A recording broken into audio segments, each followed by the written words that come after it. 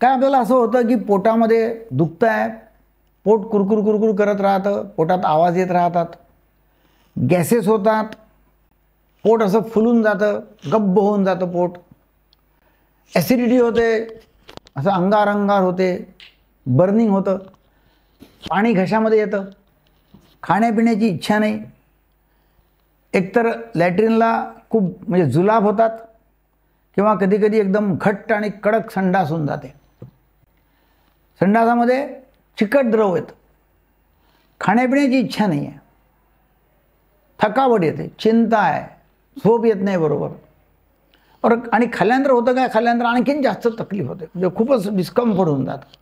तर वजन कमी होऊन जातं, काही वेळा ताप येतो है ना, आणि मग ढेकरायला लागतात, उचक्या येतात. त्यामुळे लोक बाहेर जाऊ शकत नाहीत. हे अर्ध्या तास संडासामध्ये बसतात, त्यांना असं वाटतं की आपलं पोट साफच झालं नाही. सकाळचा यांचा वेळ याच्यात चालला जातो पोट साफ करण्यामध्ये. यांना असं वाटतं की बाहेर गेलं की लॅट्रिनला लागेल आणि मग सगळं हसं होईल, त्यापेक्षा बाहेरच जाऊ नये, लोक घरामध्ये बसतात. हे सर्व जे आहे पचनसंस्थेचे आजार आहे, त्याला इरिटेबल बॉवेल सिंड्रोम असं म्हणतात. जगामध्ये दर 10 व्यक्तींमध्ये एका व्यक्तीला हा प्रॉब्लेम होतो आणि हा प्रॉब्लेम ठीक होऊ शकतो. परंतु होतं काय की लोक जेव्हा पोटाच्या डॉक्टरकडे जातात तेव्हा पोटांचे डॉक्टर म्हणतात की चला ही स्कोपी, ती स्कोपी, गॅस्ट्रोस्कोपी, एंडोस्कोपी आणि कोलोनोस्कोपी, अमकं ब्लड तमकं ब्लड, हे करा ते करा, सगळे तपासण्या आहे आणि म्हणतात रिपोर्ट नॉर्मल आहेत, तुम्हाला काही झालं नाही आहे, जा घरी. मग तो डॉक्टर बदलतो, हा डॉक्टर, हा बदलला की तो डॉक्टर. माझ्याकडे येईपर्यंत यांच्याकडे कमीत कमी अशा 10 फायली असतात की ज्यामध्ये त्यांनी अलग अलग ट्रीटमेंट घेतलेली आणि फायदा काहीच नाही. ॲक्च्युली पाहावं लागली याचे कारणं काय आहेत. याचं कारण आहे एकतर चिंता, खूप जास्त चिंता आहे, स्ट्रेस आहे. तुम्हाला नेहमी अनुभव असेल की जेव्हा खूप स्ट्रेस किंवा चिंता आहे तेव्हा जेव्हा तुम्ही घाबरून जाता तेव्हा लॅट्रिनला लागते. खूप लोकांना एकदम युरिनला लागते. डायरेक्ट कनेक्शन आहे. स्ट्रेस आहे, चिंता आहे, किंवा मग आपलं हे जे आहे सेरोटॉनिन लेवल तर ती कमी होऊन जाते, त्यामुळे असं होऊन जातं. आणि मग बाकी बरेच काही हायपोथिसिस आहेत की जे अजून सबस्टॅन्शिएट झालेले नाही आहेत. कारण काही असो, आपल्याला चांगलं व्हायचं आणि चांगलं होण्याकरता उपचार आवश्यक आहेत.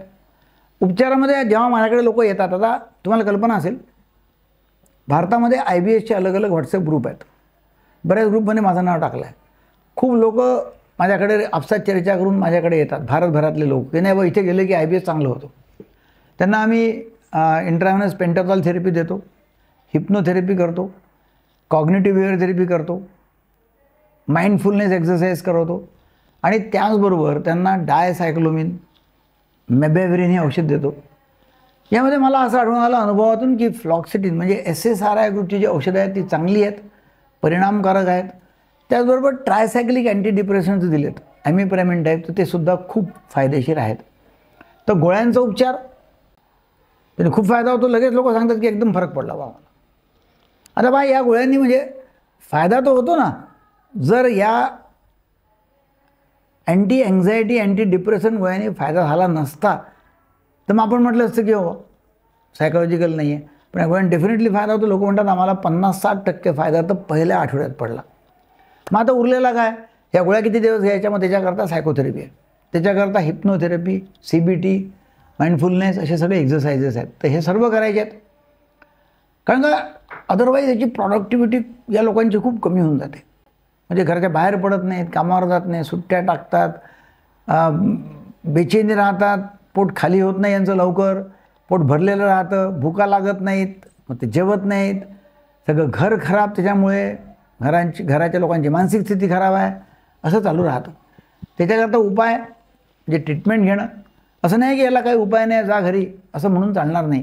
सायकियाट्रिस्टकडे जाणं आणि उपचार करून घेणं आवश्यक आहे. काही आपल्याला जर काही शंका असेल तर जरूर आमचे कॉन्टॅक्ट नंबर्स आहेत, तिथे कॉन्टॅक्ट करा आणि याच्याबद्दल अधिक माहिती जाणून घ्या. आमच्या इथे सर्व प्रकारच्या मानसिक आजारांचा उपचार मोफत केला जातो. आपल्याला आणायचं आहे राशन कार्ड, आधार कार्ड किंवा प्रधानमंत्री आयुष्यमान भारत कार्ड. सर्व मानसिक आजारांकरता आपण खाली दिलेल्या नंबरवर संपर्क करा आणि आजारातून मुक्त व्हा.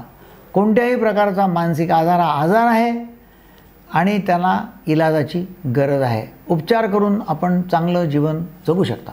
Thank you very much.